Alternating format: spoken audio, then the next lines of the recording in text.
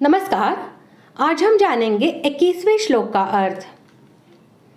उपर्युक्त श्लोकों में यह बात कही गई कि ममता, आसक्ति, फलेच्छा और अहंकार के बिना केवल लोक संग्रह के लिए शास्त्र सम्मत यज्ञ, दान और तप आदि समस्त कर्म करता हुआ भी ज्ञानी पुरुष वास्तव में कुछ भी नहीं करता, इसलिए वह कर्म बंधन में नहीं पड़ता।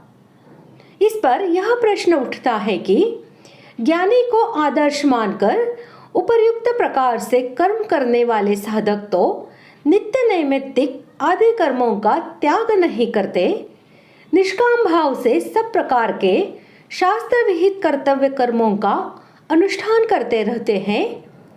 इस कारण वे किसी पाप के भागी नहीं बनते। किंतु जो साधक शास्त्र विहित यज्ञ दान आदि कर्मों का अनुष्ठान न करके केवल शरीर निर्वाह के लिए आवश्यक शौच, स्नान और खान पान आदि कर्म ही करते हैं, वह तो पाप का भागी होता होगा। ऐसी शंका की निवृत्ति के लिए भगवान कहते हैं, श्लोक 21, निराशीर्यत चित्तात्मा त्यक्त सर्व परिग्रह शारीरं केवलं कर्म कुर्वन्नाप्नोति किल्बिषम्। श्लोक का अर्थ, जिसका अंतःकरण और इंद्रियों के सहित शरीर जीता हुआ है और जिसने समस्त भोगों की सामग्री का परित्याग कर दिया है, ऐसा आशा रहित पुरुष केवल शरीर संबंधी कर्म करता हुआ भी पाप को नहीं प्राप्त होता।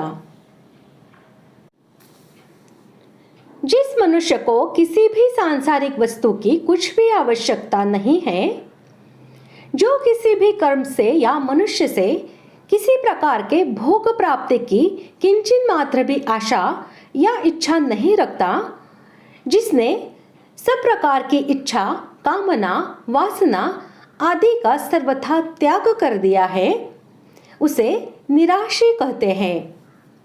जिसका अंतःकरण और समस्त इंद्रियों सहित शरीर वश में है, अर्थात जिसके मन और इंद्रिय राग द्वेष से रहित हो जाने के कारण उन पर शब्दादि विषयों के संग का कुछ भी प्रभाव नहीं पड़ सकता और जिसका शरीर भी जैसे वह उसे रखना चाहता है वैसे ही रहता है, वह चाहे गृहस्थ हो या सन्यासी, यतचित्तात्मा है।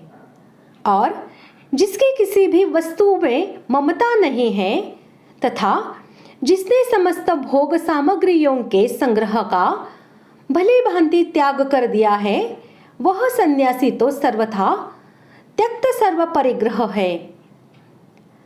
इसके सिवा जो कोई दूसरे आश्रम वाला भी यदि उपर्युक्त प्रकार से परिग्रह का त्याग कर देने वाला है, तो वह भी त्यक्त सर्व परिग्रह है। इन तीनों विशेषणों का प्रयोग करके इस श्लोक में यह भाव दिखलाया गया है कि जो इस प्रकार बाह्य वस्तुओं से संबंध न रखकर निरंतर अंतरात्मा में ही संतुष्ट रहता है, वह सांख्य योगी यदि यज्ञ, दान आदि कर्मों का अनुष्ठान न करके केवल शरीर संबंधी खान पान आदि कर्म ही करता है, तो भी वह पाप का भागी नहीं होता, क्योंकि उसका वह त्याग आसक्ति या फल की इच्छा से अथवा अहंकार पूर्वक मोह से किया हुआ नहीं है। वह तो आसक्ति, फलेच्छा और अहंकार से रहित सर्वथा शास्त्र सम्मत त्याग है, इसलिए सब प्रकार से संसार का हित करने वाला है।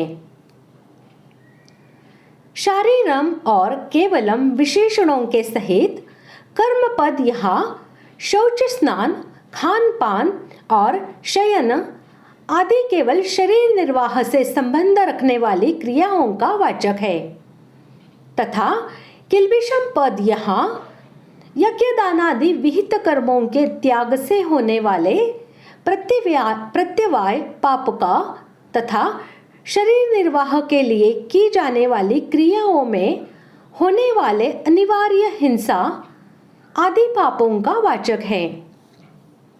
उपर्युक्त पुरुष को न तो यज्ञादि कर्मों के अनुष्ठान न करने से होने वाला प्रत्यवाय रूप पाप लगता है और न शरीर निर्वाह के लिए की जाने वाली क्रियाओं में होने वाले पापों से ही उसका संबंध होता है। यही उसका किल्बिष को प्राप्त न होना है।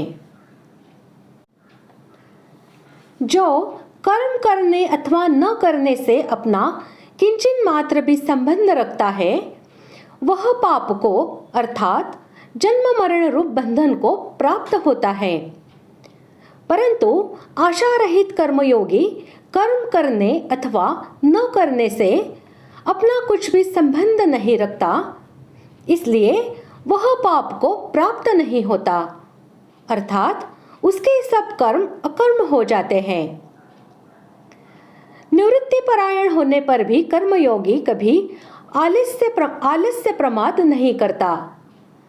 आलस्य प्रमाद का भी भोग होता है। एकांत में यों ही पड़े रहने से आलस्य का भोग होता है और शास्त्र विरुद्ध तथा निरर्थक कर्म करने से प्रमाद का भोग होता है।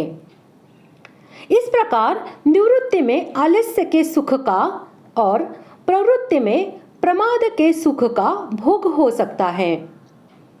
अतः आलस्य प्रमाद से मनुष्य पाप को प्राप्त होता है, परंतु बहुत कम कर्म करने पर भी निवृत्ति परायण कर्मयोगी में किंचन मात्र भी आलस्य प्रमाद नहीं आते।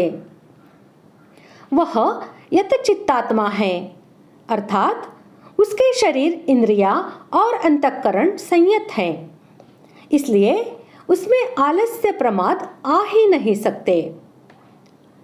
शरीर, इंद्रियां तथा अंतःकरण के वश में होने से, भोग सामग्री का त्याग करने से तथा आशा, कामना, ममता आदि से रहित होने से उसके द्वारा निषिद्ध क्रिया हो सकती ही नहीं। इस प्रकार आज हमने 21वें श्लोक का अर्थ जान लिया है। अगले भाग में जानते हैं 22वें श्लोक का अर्थ। धन्यवाद।